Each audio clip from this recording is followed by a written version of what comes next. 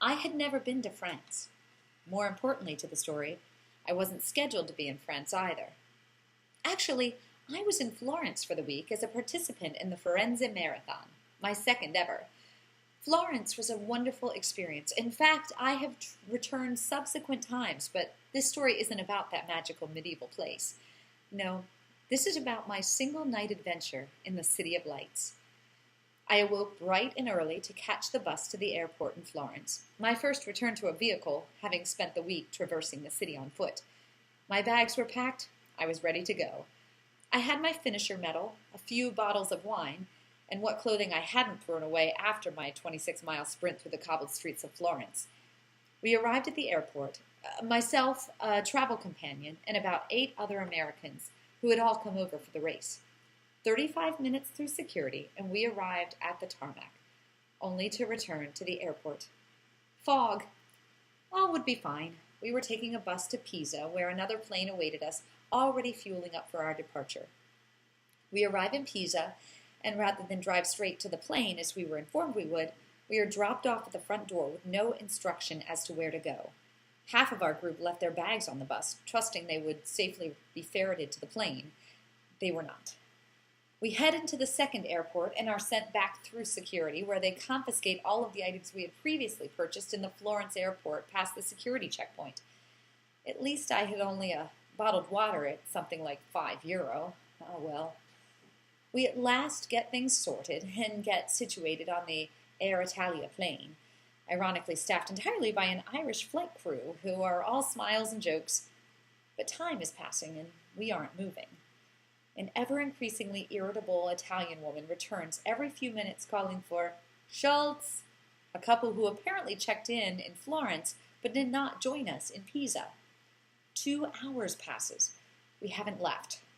By now, our Italian friends' frequent visits are accented with fist shakes and cries of Schultz in our best, worst Hogan heroes' German accents. Morale is slipping. Our crew of Celts breaks out the peanuts and a strain of some familiar pub song, but that's about the best they can do. At last, 2.5 hours past our arrival time in Pisa, and more than 3 hours past our scheduled departure time, we take off. It is a short flight to Paris, but already they are making announcements about all the connecting flights we are missing. We arrive in Paris and are ushered immediately to the Air Italia, where they have been working diligently to make arrangements for us, connecting flights, hotels, food vouchers. The patiently harried, kind-faced woman behind the counter assures us we are in the best of hands and that we shouldn't have to worry anymore. A brusque, unpleasant family from the Midwest, led by a sour-faced man, pushes past me in the line, insisting on being the first to be served, as they've been the most inconvenienced, and then proceeds to brag about how his insistence on an upgrade assures them 2 hotel rooms and food vouchers for dinner and breakfast. He is unaware that this is the standard offer for all of us.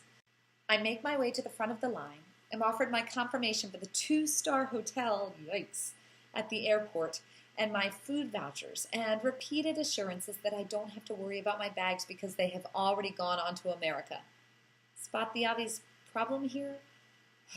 Exhausted, I reach the hotel by shuttle, spend my remaining €2 in the vending machine to buy a toothbrush and some toothpaste, and head to my room, though cell seems a more accurate description. It is old and small, rather like a closet with a bed, and lighting blinks like an old Gothic horror movie. Resigned, I sit down in the battered chair and open the welcome menu. There, emblazoned in the center of the page, are the choice offerings for the restaurant. There are 2, good appetite and very hungry. Something in me breaks. I can't do it. I cry out loud to the gods, I will not spend my only night in Paris at the airport hotel eating good appetite or very hungry. My companion, hearing my cries, comes running. What's wrong? I become very calm. We assess our money situation, which, as it is at the end of the voyage, is nil. That's all right.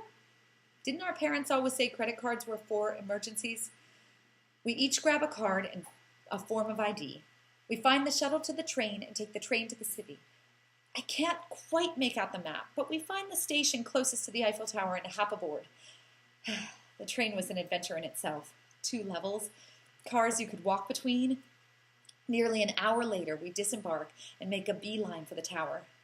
My only experience thus far has been the Eiffel Tower at King's Dominion and Paris and Las Vegas. And no, I was never one to say, it's just like the real thing, only better, because I got a steak. We pay the fee and head to the top, and for the first time, I understand why this beautiful place is so beloved, why it is called the City of Lights, of romance, art, culture. It is very quiet and serene.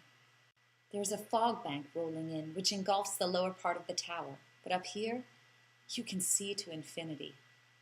Heaven might be this beautiful, yet I don't know if even heaven could make me as happy as I am at this moment. A few moments pass, and the tower lights up with 1,000,000 twinkling stars, an addition from the Millennium celebration. I love it so much I stay for 2 more cycles. But at last it is time to leave.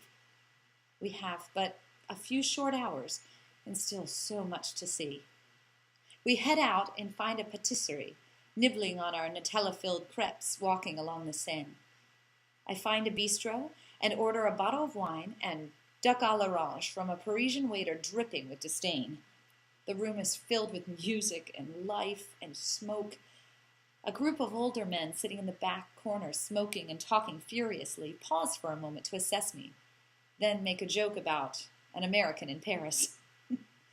My waiter returns and serves me some dessert I can't pronounce, filled with some sort of marinated fruit delight and topped with real whipped cream and I'm sure a bit of spittle. It is perfect.